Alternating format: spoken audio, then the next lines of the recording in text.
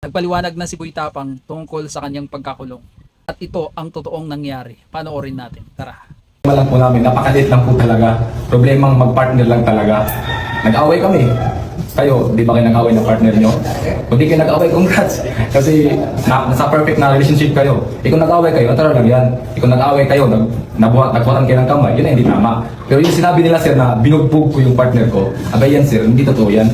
Yung partner ko sir, kasama ko yan dito, nakulong ako, binabantayan niya ako sir.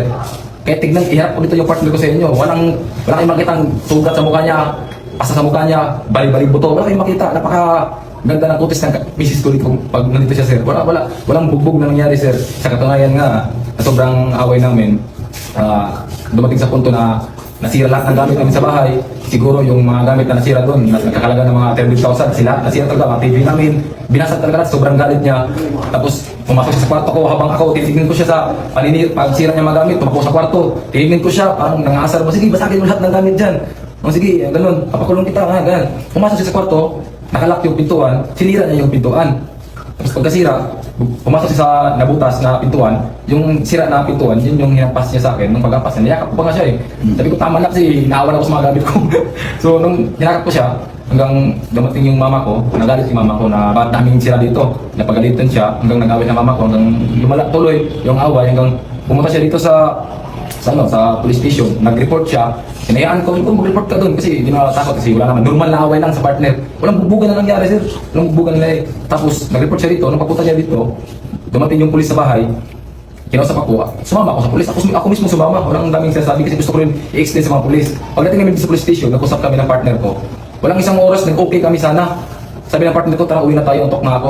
Sabi ko, sabihin mo sa pulis na uwi na tayo. Eh, pagkasabi niya sa pulis na uwi na kami, wala na, na-file na yung report niya. So wala kami magawa kasi na batas eh. So kala niya yung batas kasi piling paglaruan. Eh napasok ako sa kulungan, nagubad kasi sa akin 24 hours. Sabi ko, kung ngayon, bignan mo yung report mo. Nung nangyari, nakulong ako. Nagbabantay ka sa ngayon, namamakawa ka. Namamakawa siya sa mga pulis na ipalabas ako. Wala eh, may batas tayong sinusunod eh. Napakalit lang sana ng problema naman sir. Away mag-partner lang talaga. Wala, away partner napakalit lang. Kumbaga, ang dapat tutukan natin na problema. Hindi ito problema ko eh. Dapat problema sa ano. Adik, problema sa magnanakaw, problema sa rapist, mga ganyang problema ba? Ito, away partner lang, napakaliit lang talagang problema. Pero wala eh, vlogger tayo, siyempre pag vlogger tayo, eh kung di pagkakamali, kalat talaga yan. Mali ka na sa tingin ng tao kasi abangan nila yung pagkakamali mo. Pero walang problema din sir kasi mas marami pa rin naniniwala na may naiwan pa rin nakabutihan sa katawan ko. So yun sir, nag-away talaga, okay kami sa partner ko. So wala kaming problema. Sadyang nakulong na talaga ako dito kasi may batas na sinunod dahil kahit anong sabihin ng partner ko na urong niya, yung mga sinasabi niya, wala na, late na talaga siya. So dapat sa hindi mabot sa ganito kasi away partner lang, dapat ano lang ba, dapat pag-usapan na lang sana. Maliban na lang kung yung partner mo, binugbog mo talaga, binugbog mo yung partner mo, yun yung hirap intindihin kasi abusado na talaga yan. Makita mo sira-sira yung mukha ng partner mo, binugbog mo, pero yung away lang talaga na napakaliit lang. Hindi yan kailangan na maabot sa ganito. Kaya sa mag-partner dyan, away lang talaga. Away lang. Oo, wag lang magbugbugan. Sir, natawang ako sa bugbugan nangyari. Sa sinabi doon, nabugbugan eh. Tawa nga yung partner ko dyan eh. Kung nandito na partner ko sa'yo, papanin ko sa inyo. Paparap sa inyo, huwag na, baka majuwarimin ko pa. Sa news pa pala. Oo, sa vlog ko na lang, para at earnings ba. So ano masasabi mo sir sa mga nagko-comment na for content lang po ito lahat? Sa mga nagsabing for content, hindi to content. Ano talaga to, nangyari talaga na hindi inasahan ba na akala niya yung ginagawa niya ng pag-report ay pwedeng bawiin na report kita.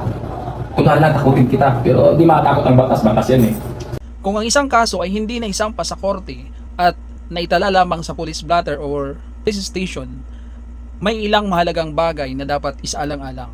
Number 1, pag-withdraw ng reklamo sa police station. Kapag ang nagreklamo mismo ang bumawi ng kaso sa loob ng 1 oras, maaring ituring itong settled sa antas ng pulisya.